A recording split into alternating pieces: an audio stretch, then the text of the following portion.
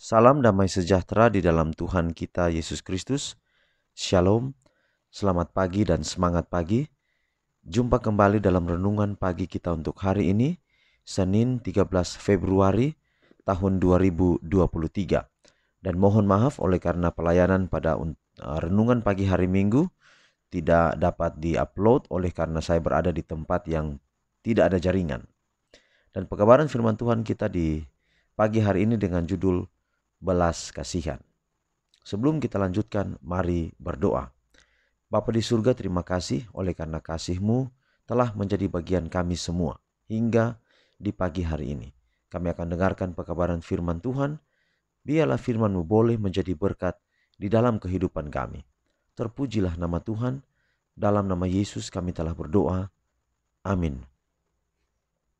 Renungan pagi kita di pagi ini sekali lagi dengan judul belas kasihan. Dan ayat firman Tuhan Mika 7 ayat 18, siapakah Allah seperti engkau yang mengampuni dosa dan yang memaafkan pelanggaran dari sisa-sisa miliknya sendiri, yang tidak bertahan dalam murkanya untuk seterusnya, melainkan berkenan kepada kasih setia. Allah berkenan kepada kasih setia. Demi aku yang hidup, demikianlah firman Tuhan Allah. Aku tidak berkenan kepada kematian orang fasik. Baginya, pekerjaan membinasakan dan mengumumkan penghukuman adalah pekerjaan ajaib. Tetapi dalam kemurahan dan kasihlah, ia menyingkapkan tudung dari masa depan dan menyatakan akibat dosa kepada manusia. Firman Allah mengungkapkan karakternya. Dia sendiri yang telah menyatakan kasih dan belas kasihannya yang tak terbatas. Ketika Musa berdoa, perlihatkanlah kiranya kemuliaan-Mu kepadaku. Allah menjawab, aku akan melewatkan segenap kegemilanganku dari depanmu dan menyerukan nama Tuhan di depanmu. Itulah kemuliaannya. Tuhan berlalu di depan Musa dan menyatakan, Tuhan, Tuhan Allah, penyayang dan pengasih, panjang sabar, berlimpah kasihnya dan setianya, yang meneguhkan kasih setianya kepada beribu-ribu orang, yang mengampuni kesalahan, pelanggaran, dan dosa. Keluaran 34 ayat 6 dan 7. Dia pengasih dan penyayang, yang panjang sabar dan berkenan kepada kasih setia. Yunus 4 ayat 2, Mika 7 ayat 18. Jadi siapakah oknum yang paling berbelas kasihan? Bukan kita, manusia, tetapi Allah, tetapi Yesus Kristus.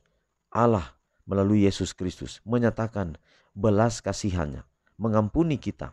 Lalu kemudian janjinya adalah menyelamatkan kita ketika dia datang pada kali yang kedua. Hari ini panggilan kepada kita, maukah kita terus datang kepadanya? Dia yang penuh dengan segala pengampunan, dia yang penuh dengan segala belas kasihan. Kalau kita datang kepadanya, kita tidak akan pernah rugi.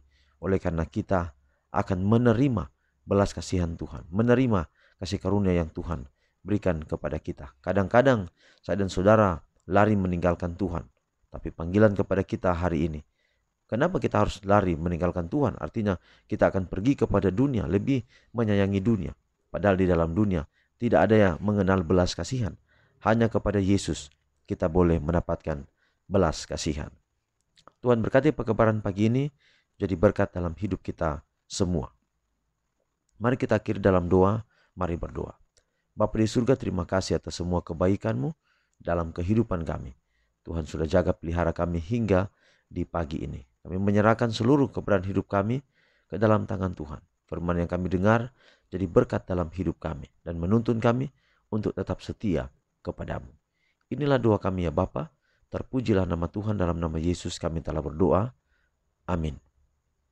Saudaraku, demikian pekabaran pagi ini. Tuhan memberkati kita semua. Sampai jumpa besok. Shalom.